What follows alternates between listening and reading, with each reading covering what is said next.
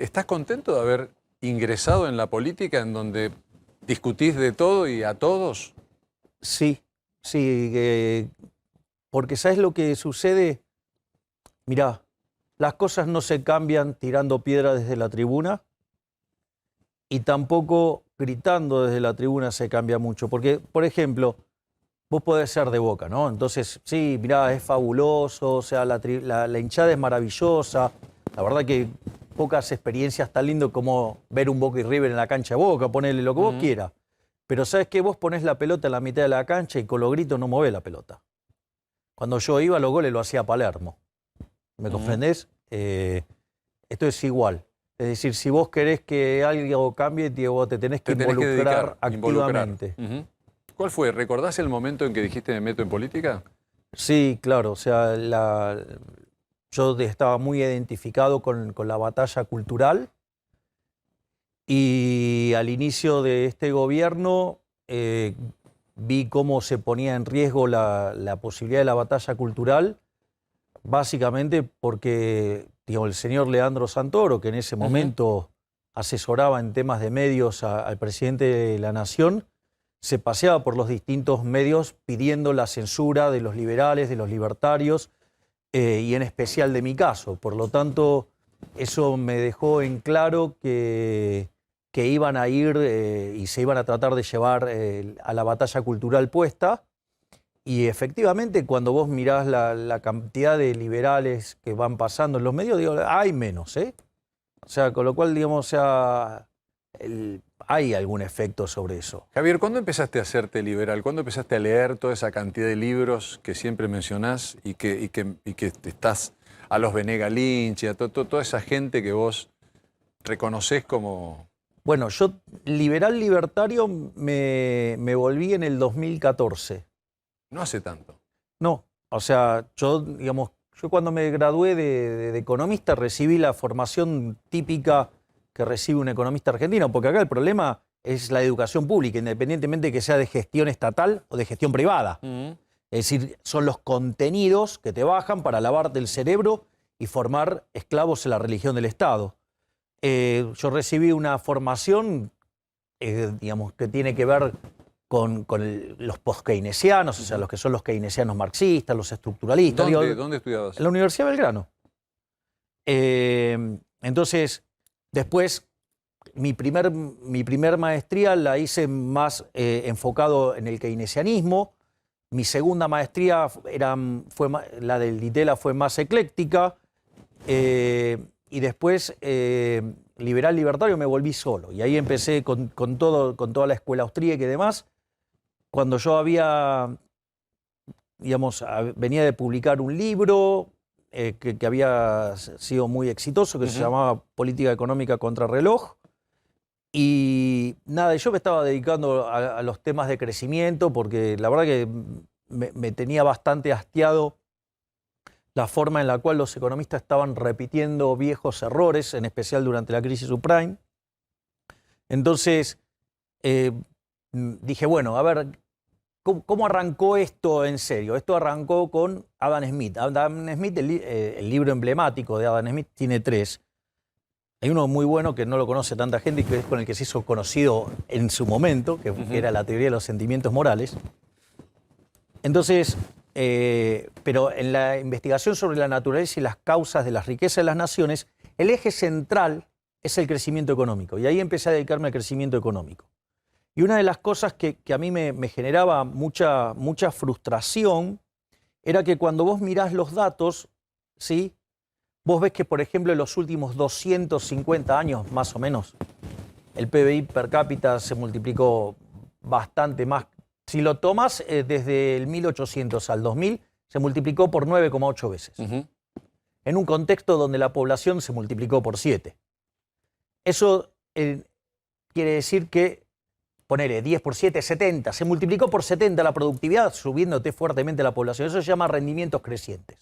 Rendimientos crecientes, la contracara de la teoría económica es mercados concentrados, monopolio. Entonces, ¿cómo puede ser que la teoría económica te diga que los monopolios son malos y vos tenés algo que subió tanto la productividad que hizo que la pobreza extrema pase del 95% de la población del planeta Tierra en un mundo que multiplicaba, por ejemplo, si lo tomás antes de la pandemia, por 8 la población, y ese número había bajado a 5%. Pobreza extrema es menos de $1 diario.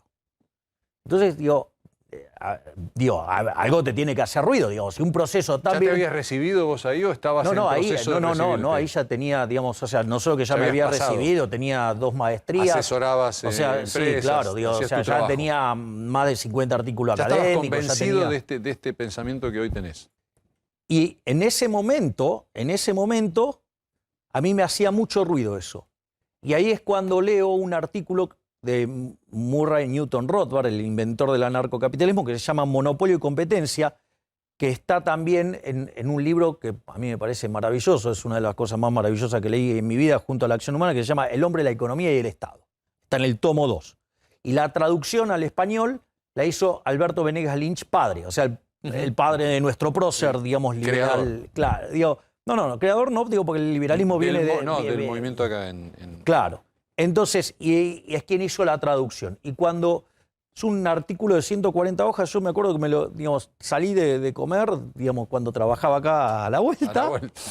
Y terminé, bueno, llegué, me senté, me puse a leerlo, me lo leí en una tarde. O sea, y cuando lo terminé de leer, dije, mira, todo lo que estuve enseñando de estructuras de mercado, cuando daba micro estaba mal. Estructura de mercado, porque hay algunos mediocres que hacen la extensión a todo, es de estructura de mercado. Entonces, en ese contexto, me volví liberal libertario, empecé a leer, ese libro de Rothbard. Sí, en realidad ese es un Lynch, artículo, claro, que está en este libro que te digo, El hombre, la economía y el Estado. Entonces, empecé a leer... 2015 aproximadamente. 2014. Entonces empecé a leer todo lo que había de Rothbard, me lo compré y me lo leí. Todo lo que había de Mises lo compré y me lo leí. Todo lo que había de Dando Vuelta de Hayek me lo compré y me lo leí. Y así, bueno, empecé a leer de manera muy intensiva a los autores de la escuela austríaca. Y eso me convirtió en este formato liberal que expongo en este momento. El otro día cuando hiciste el segundo sorteo de tu dieta, sí, el chico que ganó, que pertenece a tu partido o que te apoya, no como el primero que había sido un chico kirchnerista. Bueno, digo, esas son las reglas. Claro. O sea, mayores de edad, sé que estás persona contento física. Que gane cualquiera. Exactamente. Te decía, antes estabas con el pelo más desalineado, te dijo eso en una comunicación que estábamos nosotros en vivo, y ahora estás más organizado con tu pelo y vos le contestaste, pero siempre con las mismas ideas. Exactamente. Las ideas, o sea, no se tocan, por decirlo de alguna manera. Es decir, una de las cosas que yo valoro es todo este camino en el cual, digamos, yo voy llegando a esto, porque además el haber pasado por toda la biblioteca te da la convicción de por qué lado ir y por qué lado no ir. Entonces eso es muy importante. Es decir, yo no reniego de mis versiones previas, por decirlo de alguna manera. Ha sido todo un proceso de aprendizaje, casi que se parece a lo que se llama el método del absurdo, ¿no? El método del absurdo es, vas por toda la negativa, o sea, por todo lo que no es y llegas a... Claro. Bueno, esto más o menos es lo que me pasó, digamos, o sea, pero... Y la verdad, mira, yo de hecho lo planteo en el libro, digo, ojalá hubiera abrazado las ideas de la libertad como las abrazo ahora, muchísimo antes, porque algunas cosas que a lo largo de mi vida me hicieron sufrir, no las hubiera sufrido, claro, y hubiera vivido mucho más feliz, digo, que es más o menos, digo, la situación actual. Ya supongo que te vas acostumbrando a que las encuestas te dan como uno de los políticos, si no el otro día me corregiste, el político más popular de la Argentina. Y yo lo que te quiero preguntar ¿Yo te corregí? No. Me hiciste una aclaración, porque había salido una encuesta de Palladini, creo, en Clarín, y yo no fui exacto y vos fuiste exacto. No sé si me corregiste, fuiste exacto. No importa. No importa. El otro día somos amigos y... Claro, pero digo... No importa. Pero te quiero decir, ¿cómo llevas a cabo las políticas que vos pensás sin el Estado? ¿Cómo llevas, suponete, lo que me parece es el tiempo que va pasando entre que tomás la decisión y empezás a hacer? ¿Qué pasa? Bueno, recién la gente sigue cortando las calles por subsidios, está el tema de las pensiones, o sea, ¿cómo en tu pensamiento, en tus políticas, cómo se iría sacando el Estado gradualmente, que no es una palabra muy feliz, digamos? No, bueno, digo, vos lo que tenés que hacer son reformas estructurales. Y lo que vos tenés que tener en cuenta, y esto está planteado en distintos trabajos míos, o sea, en distintos libros, es que nosotros hablamos de tres generaciones de reformas. Hay reformas de primera generación, de segunda generación y de tercera generación. ¿Cada generación cuánto tiempo llevaría? A ver, bueno, eso, los tiempos te da la política, o sea, porque no es que vos estás resolviendo en el vacío, o sea, eso es lo que hay que comprender. Es decir, es cómo se incorporan las restricciones. Mira, vos podés, yo tengo un mundo ideal, hay un mundo ideal en mi cabeza de cómo debería funcionar el mundo. Pero ese es mi mundo ideal, la vida real dista de ello. Entonces, el arte de esto es cómo vas desde el lugar donde estás, que me parece espantoso, al paraíso al que yo quiero ir, llegar, por decirlo de alguna manera. Entonces, ¿cómo se llega a eso? Porque eso claro, no es menor, o sea, porque vos sabés todo lo que tenés que hacer, pero no es trivial, por ejemplo, la secuencialidad. Ejemplo, yo hablo de la reforma de primera generación. ¿Cómo sería la reforma de primera generación? Reforma de primera generación implica una reforma del Estado, donde vos bajás fuertemente el gasto público para poder bajar impuestos. Una vez que vos haces eso, avanzás en la reforma del mercado laboral hacia adelante, no hacia atrás, para no vulnerar derechos. Y una vez que vos haces eso, ¿sí?, abrís la economía. O sea, y en paralelo, vos haces una reforma monetaria y financiera para terminar de una vez por todas con la inflación. Ahora, no es trivial la forma en que vos haces esto, por ejemplo. Yo digo, te acabo de escribir, por ejemplo, la reforma de primera generación. Sí, primera etapa. Si vos lo haces así y con esa secuencialidad, eso te va a asegurar que por lo menos vos vas a tener 15 años de muy fuerte crecimiento económico. Es decir, pensá que... Pero estás bajando el gasto. ¿Cómo bajas ese gasto? Porque eso es polémico. Acá, ayer estuvo ahí tu ex amigo López Murphy, que en alguna oportunidad quiso bajar, ¿no? A ver, por eso, yo ahora, digo, lo voy a plantear. O sea, yo Está bien. Yo no soy alguien que le saque el traste a la jeringa, así que quédate tranquilo, que no voy a contestar. Ya lo sé. Ahora, vamos por partes. Vos fíjate esto, yo te voy a mostrar, por ejemplo, cómo procesos, digamos, que de repente podrían haber tenido una buena idea, hechos de la manera incorrecta, generan problemas. Ejemplo, el programa de la dictadura, al margen de que era gradual y no era de shock, digamos, y al margen, digamos, que era en un proceso de dictadura, o sea, pero limpiando todo eso. ¿Martínez Dios? Sí. Entonces, por ejemplo, vos podrías decir, bueno, mira, las economías más abiertas son 9 veces más ricas que las cerradas. Entonces tenés que abrir. O sea, y eso en realidad está mal, plantearlo así. ¿Por qué está mal? Porque si vos abrís la economía y no haces las reformas del Estado y la reforma laboral, es un despiole de novela. Ejemplo, vos abrís la economía. ¿Qué es lo que va a pasar? El precio local va a quedar alineado con el precio internacional. Entonces, si vos el precio local está alineado con el internacional y tenés una mayor presión fiscal, significa que vas a tener menores salarios. Si vos tenés menores salarios, si el mercado laboral es flexible, tenés un montón de tensión social porque estás reventando a los trabajadores. Si vos tenés un mercado laboral inflexible con sindicatos combativos y que hacen una defensa de esa situación, ¿qué es lo que vas a tener? Desempleo. Y cualquier cosa en el medio también es otra porquería. O sea, digamos, malo de un lado, malo del otro. O sea, ¿te das cuenta por qué? Porque en el fondo, vos lo que estás haciendo es que el no ajuste del Estado se lo estás transfiriendo a los trabajadores. Claro. Y entonces, en realidad, ese desastre se lo haces pagar a los trabajadores. Entonces, eso es un problema. Y si vos en el medio, digamos, flexibilizás, o sea, digamos, tenés un montón de gente en la calle o tenés unos salarios paupérrimos. Entonces, vos lo primero que tenés que hacer, ¿qué es? Ser competitivo fiscalmente.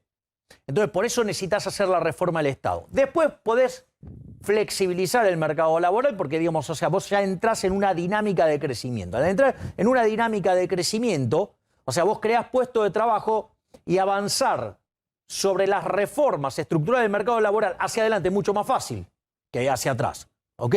Digo, porque el que está afuera no tiene trabajo, el outsider no tiene trabajo. Entonces, digo, entra a un mercado más amigable y tiene laburo. Entonces, el problema en dinámica es más fácil de resolver. Y entonces vos después abrís la economía y tenés un shock adicional de productividad. Si encima, además, hiciste las reformas, digamos, en el plano monetario y financiero, vas a además exterminar la inflación. En y la eso primera etapa te ocupaste de la inflación porque uno de los graves problemas que tiene la Argentina es la inflación y que lo pagan los pobres o la gente más humilde. Bien, exactamente, vamos por partes. El gran problema que tiene Argentina, te diría, es que como fruto del proceso de educación pública y lavado de cerebro, ya sea en instituciones privadas o en instituciones públicas, de administración pública, estatal, es que te bajan una línea de que la inflación es multicausal.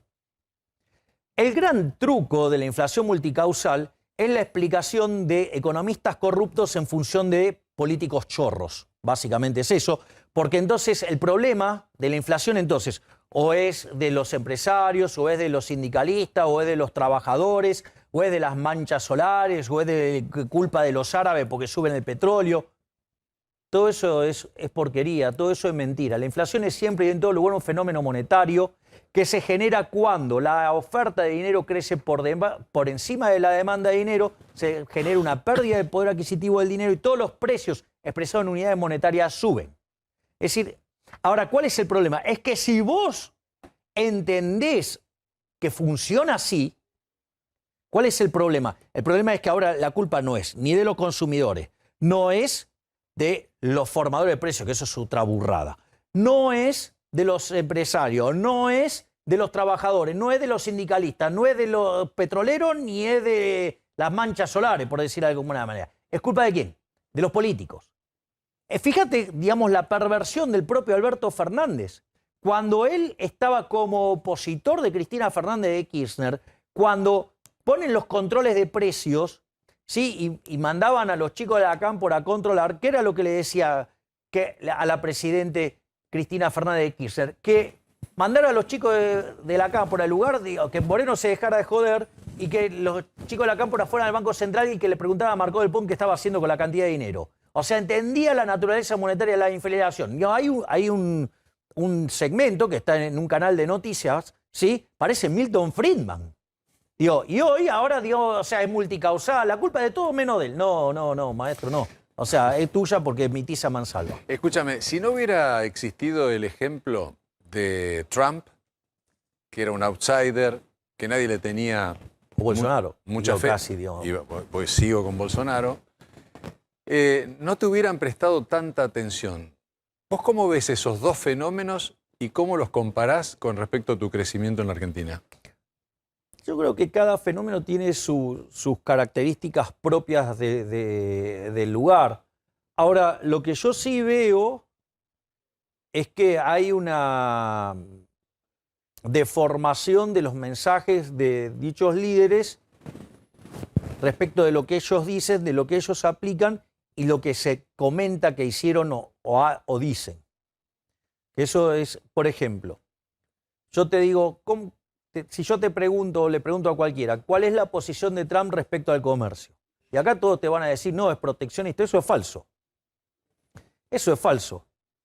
O sea, Trump en realidad está en perfecta línea con el liberalismo y con los preceptos de Rothbard en eso. Porque, ¿qué es lo que dice? No, hay que eliminar el NAFTA. O lo que digo yo acá, hay que eliminar el Mercosur. ¿Por qué? Porque genera... Y entonces salen los chantas, los mediocres, los ignorantes a decirte, no, vos tenés sesgo anticomercio. No tengo sesgo anticomercio. En realidad, lo que estoy diciendo es que el comercio administrado es negocio de los políticos corruptos y los empresarios prebendarios. Ejemplo, suponete lo siguiente. Yo tengo que importar computadoras. Y sucede que, no sé, hay un empresario en el país X con el cual tengo una unión aduanera, ¿sí? Que digamos, o sea, mientras que en Estados Unidos te cuesta $1000 la de última generación, el tipo produce a 1500 la de quinta generación. Entonces, para proteger a ese empresario, ¿sí? Que se entongó con los políticos, entonces, ¿cuál es lo que pasa? Me ponen un arancel para que la computadora que viene de Estados Unidos me cueste $3000.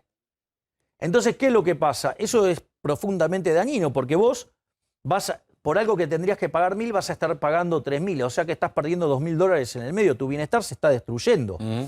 Entonces se produce un desvío de comercio. En realidad, si vos eliminaras esa traba, vos vas a pagar la computadora lo que corresponde, $1.000, y después lo que vos vas a hacer es los $2.000 restantes te lo vas a gastar en lo que se te dé la gana y vas a generar puestos de trabajo y, digamos, y empleo. O lo ahorrás. En otro lado. O lo ahorrás y se transforma en inversión y se generan puestos de trabajo en otro lado. O sea, ¿qué quiere decir esto?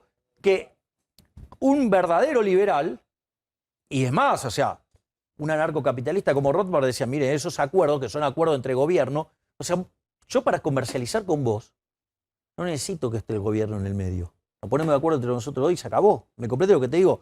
Entonces, esos acuerdos son espantosos y lo único que hace es favorecer a políticos ladrones y empresarios prebendarios. Por lo tanto, una de las cosas que quiso hacer Trump, ¿cuál era? Eliminar el NAFTA. Yo digo, quisiera eliminar el Mercosur porque es otra basura de las mismas características.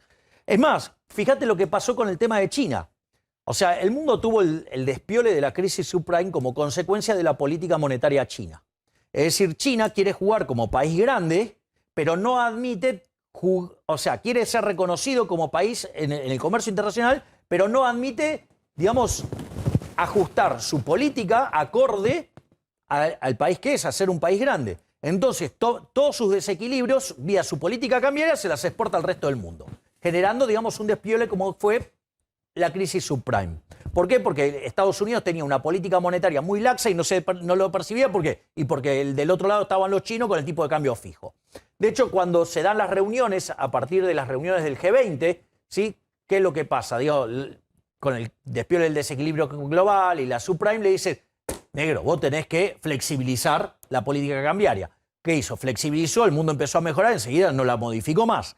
Entonces, ¿qué le dijo Trump? Bueno, vos querés ser reconocido como un agente, digamos, de economía de mercado. Bueno, vas a jugar con la regla de mercado. O sea, si vos vas a jugar con la regla de mercado, vos tenés tipo de cambio flexible, como todos los países grandes. ¿Qué hizo? No le aceptó. Bueno, entonces, ¿qué hizo Trump? Le puso aranceles. Pero no es que, o sea, Trump, digamos, es anticomercio. Eso es para los imbéciles que no saben nada y que no entienden nada. Mirá, la gente te está preguntando cosas. Yo te pregunto, ayer fuiste a la misa por el año del fallecimiento de Carlos Menem. El mejor presidente de la historia argentina. Quiero escucharte sobre eso porque lo escuché que lo dijiste, lo leí. Sí, ahí hay un trabajo que se llama Passing the Buck, que fue publicado por Gerardo de la Poblera, Bossoli e Irigoyen, que básicamente lo que desarrollan es el índice de presión macroeconómica desarrollado por Robert Barro, profesor de la Universidad de Harvard, y en ese contexto lo que te permite es evaluar a todos los gobiernos de la historia de Argentina y rankearlos. Bueno, en ese ranking el primer gobierno de Menem es el mejor gobierno de la historia y el segundo gobierno de Menem es el tercero. A la luz de las críticas que recibió el gobierno de Menem y como el tema del Primero resultado, y tercero, ¿el segundo cómo fue? Tercero quedó. No, primero y tercero. ¿Dijiste primero? El primer gobierno de Menem salió primero y el segundo gobierno de Menem quedó tercero. Entonces, ¿qué es lo que hacen los autores? Corrigen el índice de presión macroeconómica, le corrigen el resultado fiscal por privatizaciones. El primer gobierno de Menem sigue siendo el mejor gobierno de la historia y el segundo se ubica en el sexto lugar. O sea, por lo tanto, en términos de lo que es los resultados económicos, es impresionante. Sí. Aparte hay cosas que la gente... Igual también siempre defendiste a Cavallo, ¿no? Acabas de decir. Bueno, es que está asociado a esto. Claro. Vos pensás que cuando Menem asume, pone a Bungiborn, que murió primero después. está 7 días, el señor, sí, Roy, y después viene Rapanelli, ¿sí? Y choca, después viene Herman González, la sigue chocando, tuvo una hiperinflación también, y después llega Cavallo.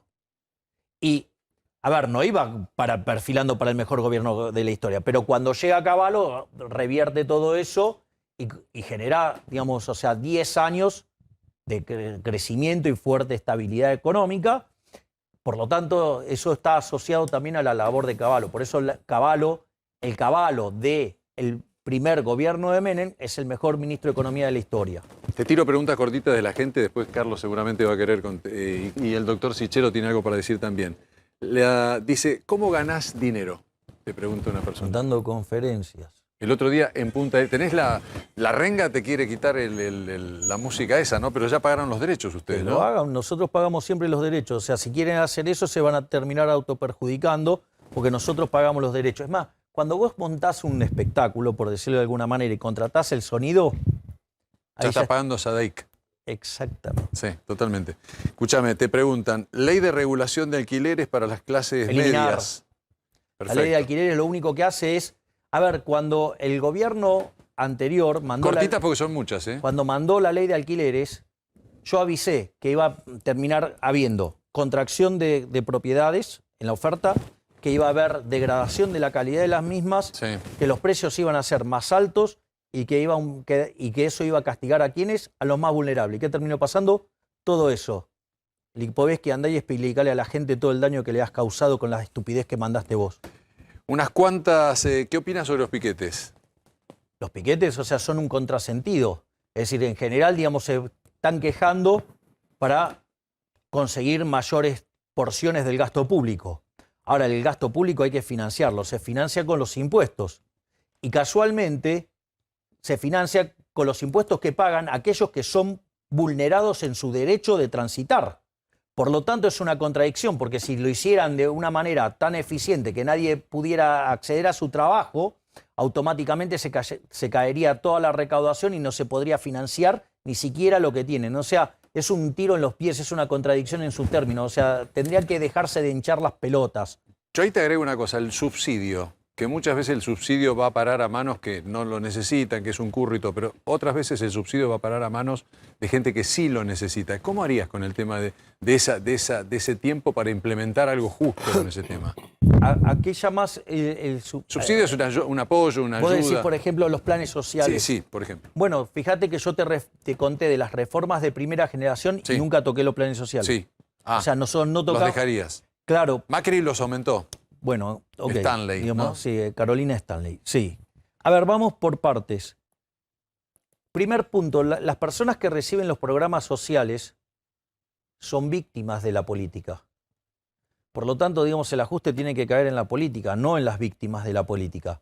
Lo que pasa es que los políticos son una manga de delincuentes, ladrones repugnantes, que, por ejemplo, digamos, o sea, tienen socios como la basura de Guzmán, que te manda un programa económico sobre premisas teóricas falsas, sobre premisas empíricas falsas, y que además en el medio de este gran despiole, en lugar de ajustar a la política se expande y contrae más que proporcionalmente al sector privado. Un delirio, te das cuenta, ¿no? O sea, en este ajuste no hay ajuste a la política en términos reales sube. Entonces, ¿cuál es el problema? Acá el costo lo tiene que pagar la política, no las víctimas de la política. Es decir, lo que pasa es que los políticos son unos mentirosos y quieren que el costo lo pague otro, no ellos. Entonces, la discusión del programa del fondo, digamos, es emblemático. Esta discusión está muy clara. Pero que me imagino que en algún momento me la vas a preguntar, así que no me voy a spoilear ahora la respuesta. Entonces, en ese contexto, a ver, esto es como digamos, lo mismo que tiene que ver con, por ejemplo, la reforma del Estado, la parte que tiene que ver con los empleados públicos. Es decir, vos para, por ejemplo, sacar los empleados públicos, vos no te podés echarlos directamente. Vos lo que tenés que tener es una economía creciendo fuertemente y hacer un programa de retiros voluntarios, que si tenés un mercado laboral flexible, algo que no se hizo en los 90, lo que vos tendrías es que toda esa gente sería absorbida y entonces dejaría de estar en el Estado para irse a un empleo en el sector privado, teniendo además la plata de la indemnización. Lo mismo te pasaría con los programas sociales. Aquellos que vean cómo está evolucionando la economía, lo que van a querer hacer es irse a la economía, a tener un trabajo formal y que su futuro dependa de sí mismo, no de la suerte de un puntero. Voy a algo más personal. Dijiste que a Trump has dicho vos que la gente lo odiaba o lo amaba. Con Bolsonaro pasa lo mismo. Exacto. Yo como productor, hace 1 año y medio te llamé por teléfono, vos sabés que es así. Y te dije, che, Javier, ¿puedo ofrecer un programa tuyo en televisión? Vos me dijiste, sí, con vos sí. ¿Te acordás? Sí. Yo llamé a varios canales y ningún canal te aceptó en ese momento. Pero yo creo que porque me parecía una idea brillante hacer un programa con vos. Vos querías debatir con economistas, esta era un poco la idea tuya que querías hacer. Y no lo pudimos lograr, porque no voy a decir qué canales. Teníamos, de hecho, reclutados economistas de distintos pensamientos serios, Exacto. no chantas. Quiero decir una cosa a la gente y te lo quiero decir a vos. Yo no adhiero a todas las políticas de Javier, pero lo quiero a Javier porque hace muchos años que somos amigos. Pero a mí me parecía que como productor, vos eras un gran producto para hacer y hoy, obviamente que hoy tenés mucha más apoyo de la gente. Pero te quiero decir, ¿por qué crees que en aquel momento los canales de televisión te esquivaban? Bueno, a veces, ok, es una decisión empresarial. O sea, ¿quién soy yo para cuestionarlo? O sea, quizás ahora se estén arrepintiendo. Bueno, Sí. La vida es así. Yo te quería poner como un rockstar y vos me dijiste en ese momento, no, yo quiero debatir con economistas. Y ahora sos un rockstar de la economía, cambiaste. No sé, digamos, el perfil de rockstar, digo, creo que lo vengo arrastrando desde los 18 años, cuando fui cantante. Eras arquero. No, cuando fui cantante de la cantante, banda Everest. Cantante. Digamos, tenía una banda tributo de los Rolling Stones y cantaba. O sea, de esa parte la tengo. Y si vos te fijás, el ingreso a mis actos tiene Sí. mucho más de eso. Después, o sea, después hablamos de economía en serio. Con un telonero que es que lo tenés a Manuel Adorni de telonero el otro eso día en Punta del Este. Sí, bueno, pero vos fijate. Soy el telonero de los Rolling Stones, dijo Adorni. Sí. Vos sabés que, sí, pero vos sabés que en esa charla estuvo presente un colega de ustedes, o sea, Pablo Sirven, y él describe lo que fue esa charla. Lo leí en La Nación. O sea, dice, tuve durante una hora Excelente. hablando, digamos, en formato académico. O sea, hay espacios y espacios. Una cosa es un acto, otra cosa es hablaste, una charla. fue un espacio académico. Fue un espacio académico. Claro, exactamente. O sea, hay que... Pero completo, no había un solo lugar, no cabía un alfiler. Exactamente, así es. Ujú. Más, ¿y cómo pensás manejar la oposición cuando seas presidente? Dice una de las preguntas. Te digo quién la dice, María Soledad Bolov. Mira, digamos, yo voy a estar proponiendo las reformas que saquen a Argentina de este pozo. Es decir, y tendré que convencer al resto de la población de que eso es posible. O sea, se puede salir de esta miseria. A ver, Argentina como va así se va a convertir en la villa miseria más grande del mundo. Yo dije que en 50 años, creo que me equivoqué, puede ser mucho antes. Primer punto. Segundo punto es, ¿esto tiene solución? Sí. Implica un giro de 180 grados de las políticas que estuvimos pensando en los últimos 110 años. ¿Ok? ¿Cambiamos eso? O sea, el único experimento que se hizo en la dirección correcta fue el menemismo, nada más. Y gracias al menemismo, digo, aún todavía tenemos teléfono, aún tenemos electricidad, Me intriga aún una tenemos cosa, gas. me intriga una O sea, cosa ahora que porque te si pusieron fuera, digamos, por todo lo que vino después, o sea, no tendríamos nada. Me intriga algo que acaba de preguntar esta señorita si fueras presidente. ¿Quién sería tu jefe de gabinete hoy? No, eso se tiene que ver en los hechos. O sea, digamos, me parece todavía... A ver, yo en el medio tengo un compromiso para con el liberalismo, que es llevar el liberalismo a cada rincón del país, que en el 2023 cada argentino tenga... Las encuestas dicen que sos muy conocido en todo el interior del Bueno, país. está bien, pero yo, digamos, sí, pero todavía tengo, digamos, o sea, yo estoy trabajando para que en el 2023 haya una alternativa en cada lugar liberal, en cada lugar del país, que todos tengan la posibilidad de votar por un liberal. Sos el primer diputado libertario, ¿no? Soy el primer diputado libertario de habla hispana. De la historia, claro. No solo de la historia argentina, sino digamos, de habla hispana. Impresionante. Corto un segundo, Carlos, ¿querés hacer una pregunta? Yo voy a seguir con las preguntas de la gente. Y si no, el doctor Sichero. ¿Quién quiere? Sichero tenía algo para decir porque me escribió y quería hacerte un comentario. Yo soy director de un hospital público de la Ciudad Autónoma de Buenos Aires, de la cual usted, como diputado de la ciudad autónoma, me representa, porque diputado nacional por la ciudad, ¿no? Sí, igual, digamos, ser diputado nacional, digamos, ser no solo, digo, no estoy en los temas de la ciudad propiamente dicha, sino estoy a nivel, digamos, a nivel nacional en representación de la Ciudad Autónoma de Buenos Aires. No, le cuento esto porque a mí me pareció, esto es una cuestión personal, me pareció muy loable que usted con su sueldo haga lo que quiera. Me pareció bárbaro. Mire, yo lo dono porque tengo la capacidad monetaria para sostenerme y me parece que esto hago un bien a una persona que lo necesita. Pero yo le quería proponer a usted un proyecto de ley muy simple, en la cual tiene 3 puntos. El primero, que ningún senador o diputado nacional o provincial pueda recibir un sueldo superior a un director médico de la jurisdicción que representa. Y le doy 3 ejemplos. Hospital Regional de Bariloche, 95.000 pesos en el bolsillo. Hospital Regional de Santiago del Estero, el director, en la capital de Santiago del Estero, 100.000 pesos.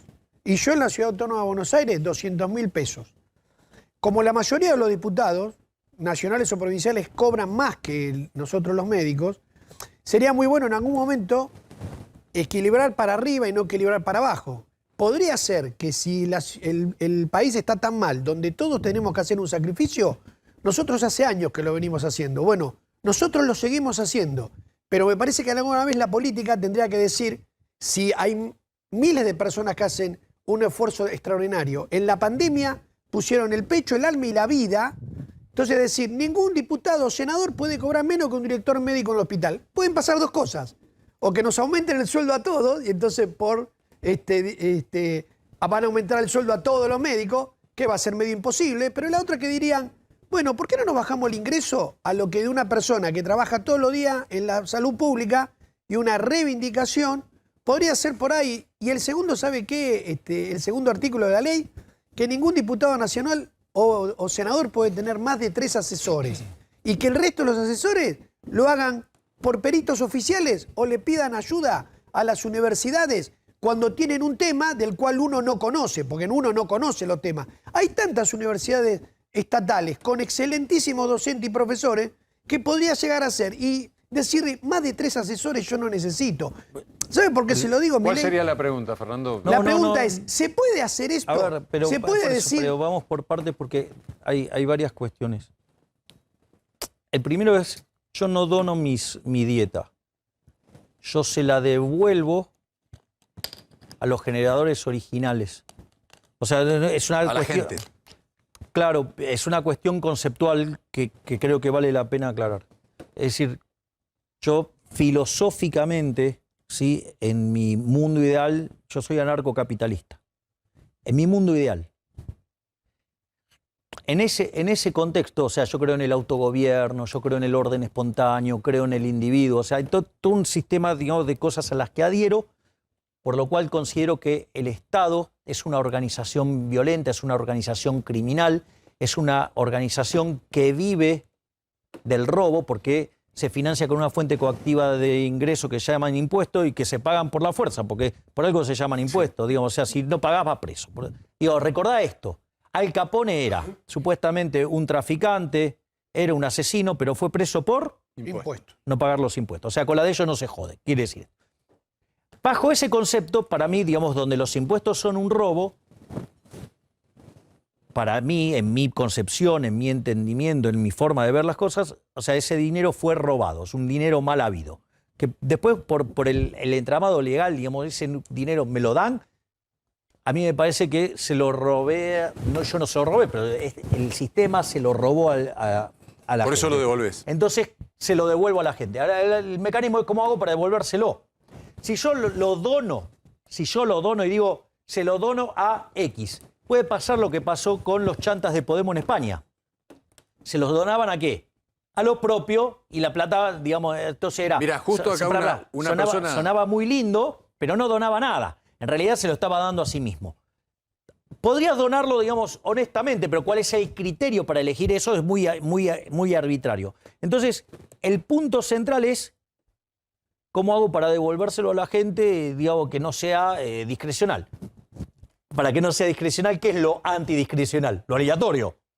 Sí, lo rifa. La rife, exactamente. Sí. Ese es el primer punto. El segundo punto que usted señala es perfectamente comprensible. Imagínense que si yo estoy devolviendo esto a la gente, cualquier situación en la cual, digo, usted lo quiere equiparar con otra cosa, digo, yo no tengo ningún tipo de problema, el problema no soy yo. De hecho, es tan así que yo tomo riesgo en esto, porque si yo no genero, por ejemplo, conferencias, ese mes me morfo los ahorros. Claro. O sea, con lo cual, no es que yo no tomo riesgo, pero es tan fuerte mi compromiso moral conmigo mismo,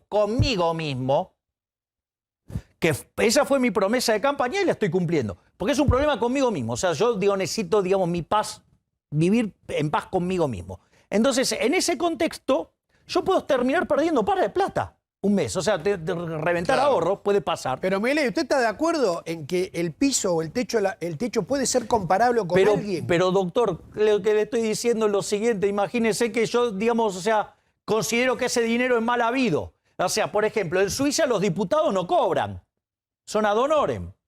O sea, ¿me comprende? O sea, con lo cual, cualquier cosa en esa dirección, a mí me parece bien. Ahora, digo, el resto, porque este es uno de los grandes problemas que se generaron con el tema de la dieta. Yo, digo, es que cuando yo hice el sorteo de la dieta, el primero, Mar del Plata. en Mar del Plata, justamente en esa semana, la para allá de la semana, digamos, para aquellos que no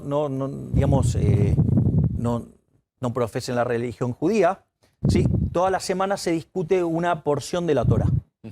O sea, y si vos lo haces así, digamos, una vez en 7 años la lees completo. En esa semana se discutía la 9ª plaga de Egipto, que básicamente Moisés levanta los brazos, ilumina al pueblo de Israel y deja en las penumbras a los egipcios. ¿Cuál es el concepto? El concepto es que deja en evidencia los que están en la oscuridad. Es decir, fíjate cómo todo el mundo, toda la casta, lo peor de la política, lo más basura salió a criticarme. ¿Acaso yo no puedo hacer con el dinero ese que dicen que es mío hacer lo que quiero? O sea, ¿te das cuenta lo autoritario que son? O te dicen, no, usted lo tendría que gastar de esta manera. ¿Cómo? O sea, digamos, es mío, digo, es mío y lo gasto como quiero, ¿no? Digamos, o sea, como a vos se te ocurre. ¿Cómo lo ves desde el punto de vista del marketing? No, pero quiero, sí, ok, digo, nunca lo miré desde ese lado. Es un efecto positivo, digamos. Sí, porque lo vas a hacer todos los meses. Claro, exacto. O sea, te imaginas que si hay algo que voy a hacer de modo permanente, o sea, el primer evento, o sea, no estaba pensado como algo así, porque es. ¿Me entendés? Si es algo que vas a hacer de modo permanente. No es algo que generaste de un shock, digamos, buscado, por decirlo de alguna manera. Pero quiero terminar con lo que dice el doctor. Y es que, por ejemplo, yo, digamos, tengo 2 asesores, no tengo 3, tengo 2. Y por jefe de bloque me corresponderían 2 más. ¿Pero le parece tener un máximo de 3?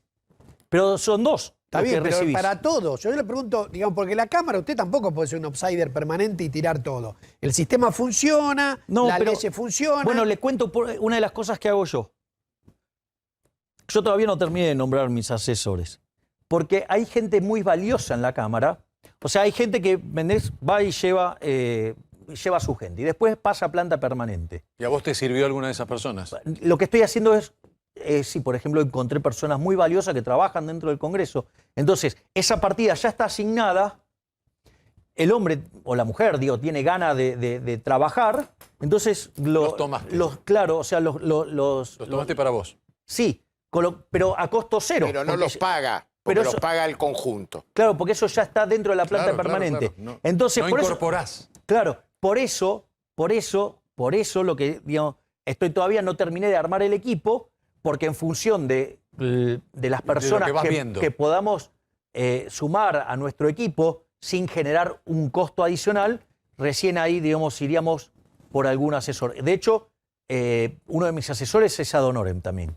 O sea, así que digamos, estamos buscando la solución de máxima autoridad posible. Pero como diputado tengo 2 asesores.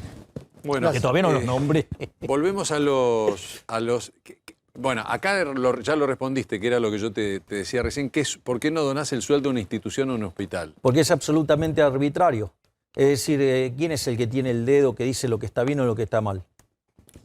Dice, ¿por qué? Uy, para que se me fue. ¿Por qué fue a la misa? A la misa de Carlos Menem, ya lo dijiste. No lo dije. Dijiste que fue el mejor presidente argentino. Sí, bueno. Y contá por qué fuiste a la misa entonces. Bueno, estabas con Martín Menem. Claro, yo soy muy amigo de Martín Menem. Estabas con él, que es hijo de Eduardo. Sí. O sea, sobrino de Carlos.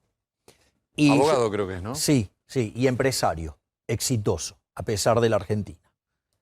En ese contexto, además, dada la reivindicación que yo hago del gobierno de Menem, por todas las reformas pro mercado y cambiar tantos años de decadencia para ir al lugar correcto, desde mi punto de vista.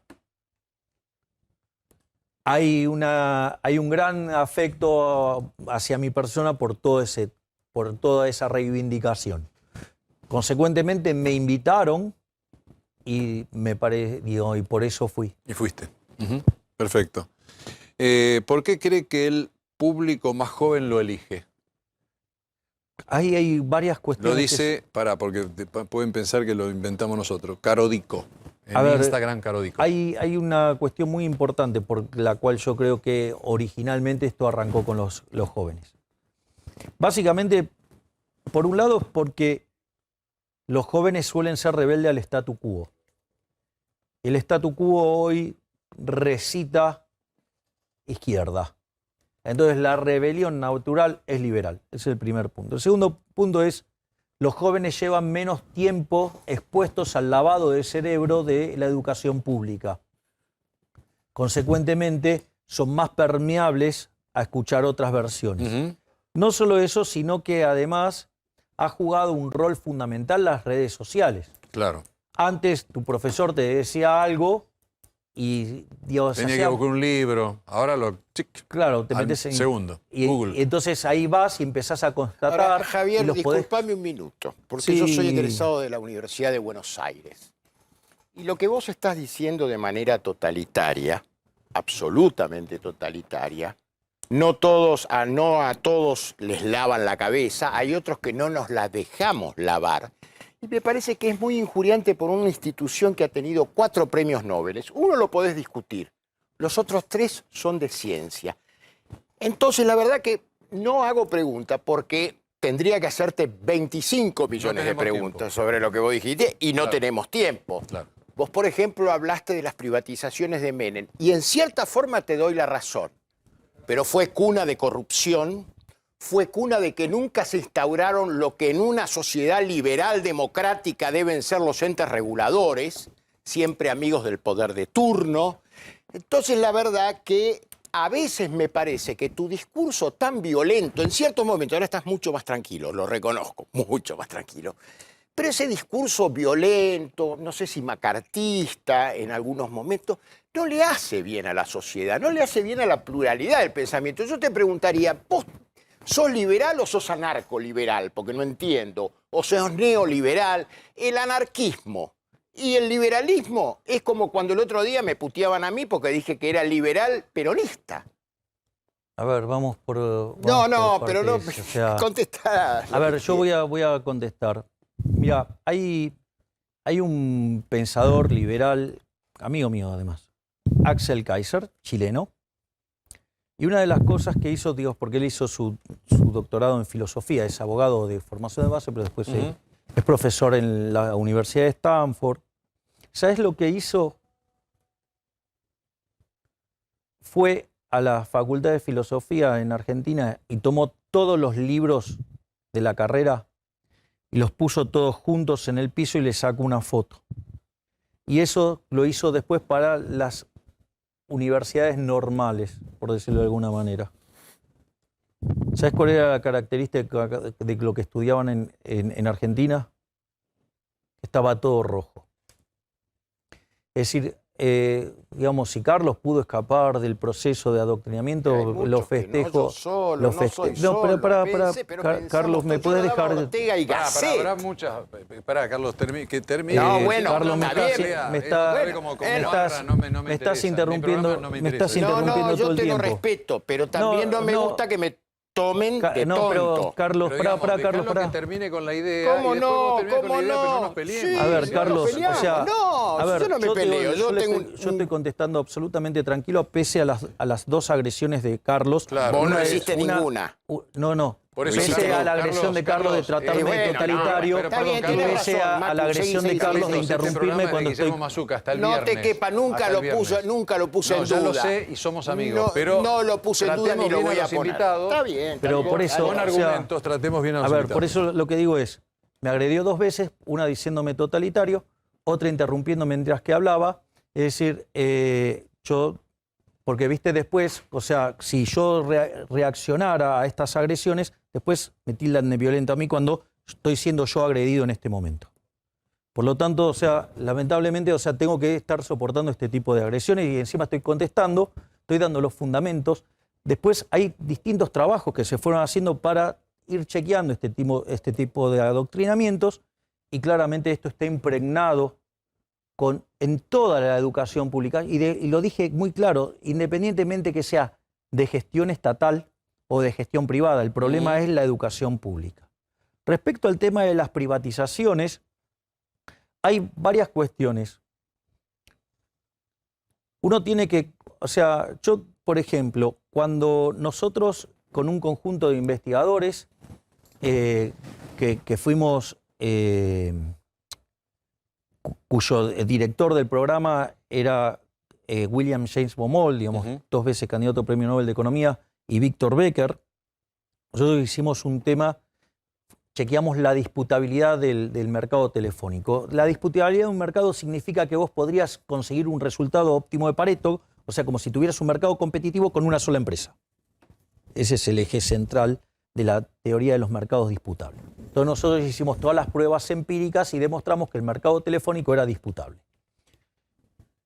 En el primer momento nos dijeron de todo, después, o sea, que nos habíamos robado las cosas y después cualquiera lo hubiera dicho. Lo que pasa es que en todo el tiempo ese pasó tiempo, pasó mucho tiempo. Entonces digo, con el resultado el uno somos todos los mejores técnicos del mundo. Ahora, en ese contexto en el cual se da esa discusión, vos podrías discutir el mecanismo por el cual o cómo fue regulado el mercado de teléfonos. Claramente lo podrías discutir.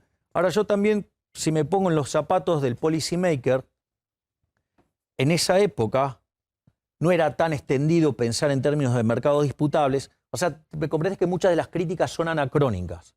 Es decir, era bastante desafiante lo que hicimos nosotros en ese momento con ese artículo. Y no por nada, o sea, que podría haber sido hecho mejor. Sí, claro, lo que pasa es que ver si esos instrumentos estaban disponibles. Probablemente no estaban disponibles. Ese es el primer punto. El segundo punto es, hay privatizaciones que son ejemplo del mundo. Es decir, lo que hizo Bastos en lo que tiene que ver con el sistema eléctrico, sí, fue ejemplo mundial. Es decir, lo que se logró en el sistema eléctrico fue bárbaro. Digo, lo que se logró en términos de gas fue bárbaro. Entonces, ahora, el problema es que después empezaron a meter la mano adentro de los sistemas. O sea, pero yo me acuerdo cuando, por ejemplo, yo tuve la suerte de ser becado por el CIADI, la Comisión de Integración Eléctrica Regional, en el CIADI, el CASIER, quiero decir, el capítulo argentino.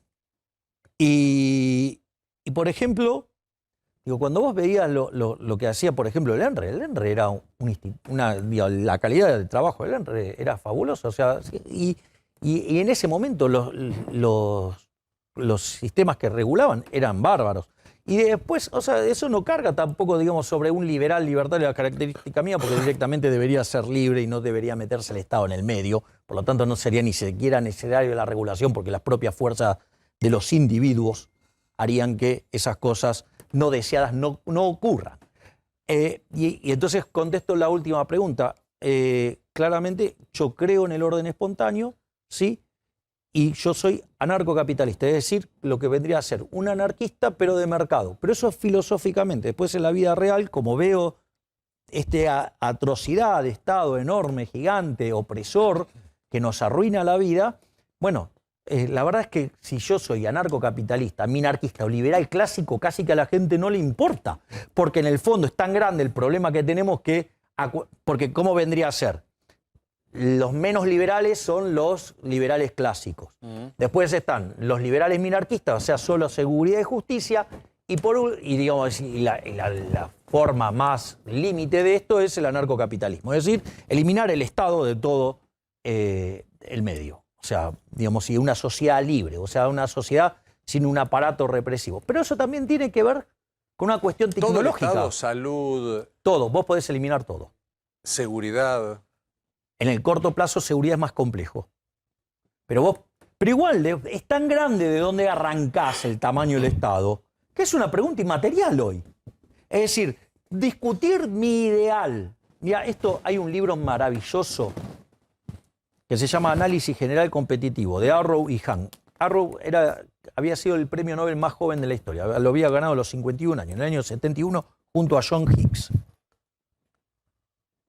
Y una de las cosas que dice ese libro es que ellos no escribían ese libro porque creyeran en el equilibrio competitivo, por decirlo de alguna manera, pero que tenía un montón de propiedades normativas como para que vos llevaras la realidad de hoy a ese mundo y que las correcciones que vos hicieras de política económica tendieran a ese mundo. ¿Sí? En ese contexto es como yo pienso estos problemas. Entonces, en realidad, si vos querés discutir cosas de hoy, discutimos cosas de hoy. Y si querés discutir cómo yo veo las cosas, o sea, digo, es una discusión distinta, porque una está en el plano positivo, en lo que es hoy, y otra está en el plano normativo, cómo yo creo que debería ser. Ahora, la verdad que, digo, pero hay que saber separar esas dos discusiones, porque si vos la mezclás, en lugar de aportar al entendimiento de la situación, aportás a generar más confusión, que lo único que hace es favorecer a los políticos ladrones.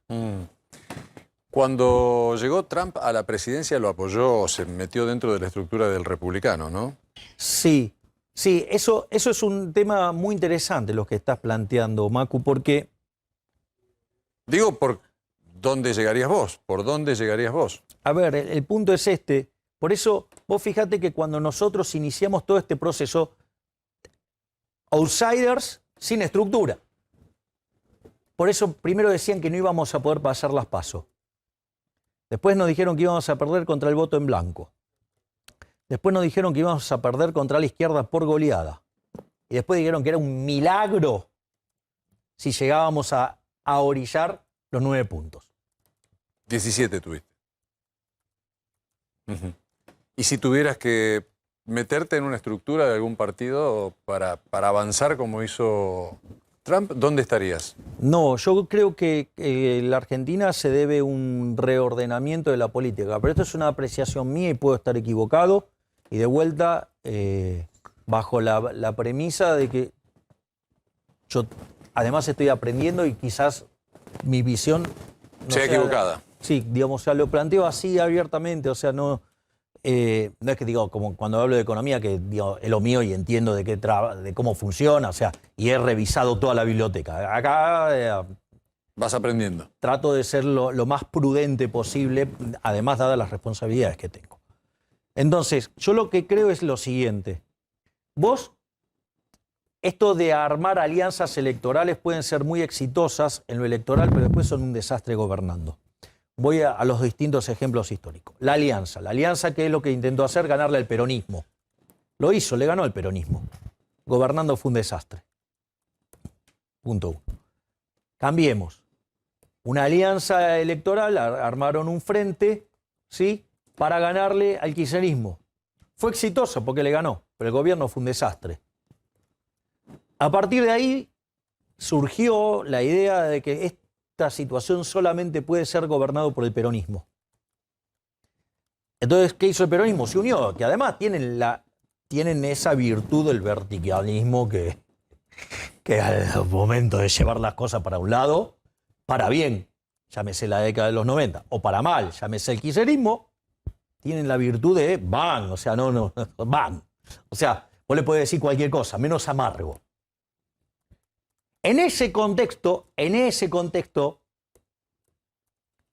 se unió todo el peronismo para ganarle a Juntos por el Cambio. Y le ganó. ¿Y cómo es el gobierno? Un desastre. Desde mi punto de vista, entonces, vos no podés hacer alianzas o frentes electorales. Vos tendrías que aglutinar por concepción ideológica. Entonces, para mí tienen que quedar los colectivistas de un lado, llámese las palomas de Juntos por el Cambio, Larreta, Vidal, digamos, que son todos... Fuiste muy duro con Larreta estos días. Jamás y con fui duro. Morales también. Bueno, digo, frente al mentiroso de Morales no queda otra, pero...